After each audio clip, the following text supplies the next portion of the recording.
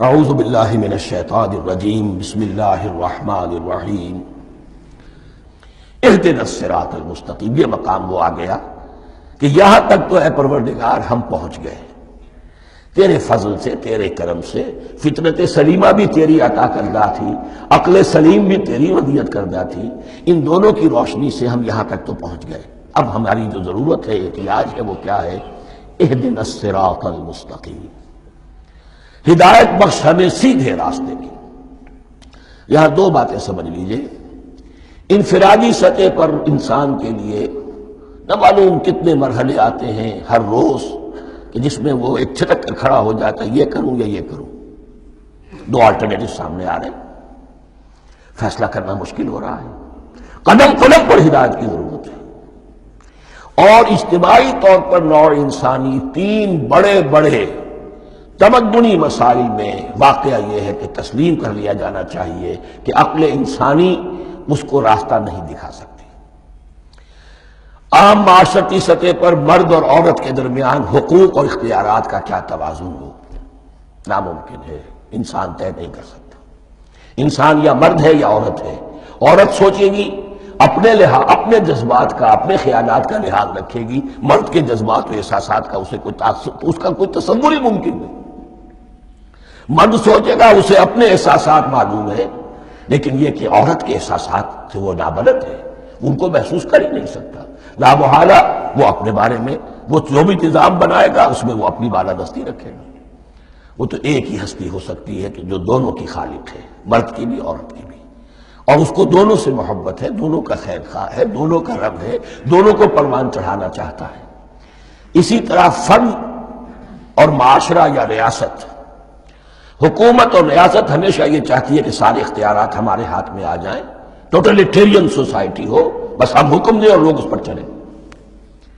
افراد یہ چاہتے نہیں، ہمیں آزادی ہونی چاہیے۔ اب آپ دیکھیے کہ دنیا میں کتنے جھگڑے چلتے ہیں اسی پر، فریڈم فریڈم فریڈم۔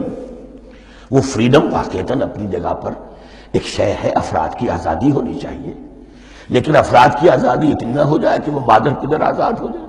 کوئی قانون، کوئی قاعدہ، کوئی اخلاقی کوئی حدود اور قیود جو ہے ان کا پابند نہ رہے۔ تو اب کہاں ہے وہ نقطہ اعتدال کہ جس میں انسان کی انفرادی آزادی، انفرادی اختیار اور ادھر اجتماعی مصلحتیں جو ہیں ان کو بیلنس کیا جا سکے؟ انسان طے نہیں کر سکتا، صرف اللہ ہی اس کے لیے نظام دے سکتا ہے۔ تیسرا مسئلہ ہے سرمایہ اور محنت، اس میں کیا توازن ہو؟ سرمایہ اور محنت دونوں مل کر کچھ بنا رہے ہیں، کچھ پروڈیوس کر رہے ہیں۔ اب اس میں نفع جو ہوا ہے اس میں سرمایہ کا کتنا حصہ ہونا چاہیے اور لیبر کا کتنا ہونا چاہیے، کون طے کر سکتا؟ اس کے لیے بھی کہ ایسا نہ ہو کہ سرمایہ داری جو ہے آکاش بیل بن کر پورے معاشرے پر چھا جائے، اور غریب بیچارہ، مزدور بیچارہ، کاشتکار بیچارہ، وہ گویا کہ چکی کے دو پارٹوں میں پس کر رہ جائے، اس کی کوئی حیثیت نہ رہ جائے۔ لیکن یہ کہ دوسری طرف اگر یہ کہ مزدور کا جو حق ہے اس سے زیادہ اس کو دے دیا جائے تو سرمایہ جو ہے وہ سکڑ جائے گا، شائی ہو جائے گا، وہ پھر میدان میں نہیں آئے گا۔ کیا کیا جائے؟ کون سا نقطہ عدل و اعتدال ہے؟ یہ تین مسائل ایسے ہیں، اہدنا الصراط المستقیم۔ تو یوں سمجھیے کہ ایک جو بنیادی ہدایت تھی، ایک اللہ کو پہچان لینا، یہ جان لینا کہ کل حسن و جمال اور تمام انعام و اکرام کا منبع اس کی ذات ہے، وہ رحمان ہے اور رحیم ہے، اور یہ جان لینا کہ مرنے کے بعد جی اٹھنا ہے، حساب کتاب ہے، فیصلہ ہوگا جزا و سزا کا، اور مختار مطلق اس دن کا اللہ ہے۔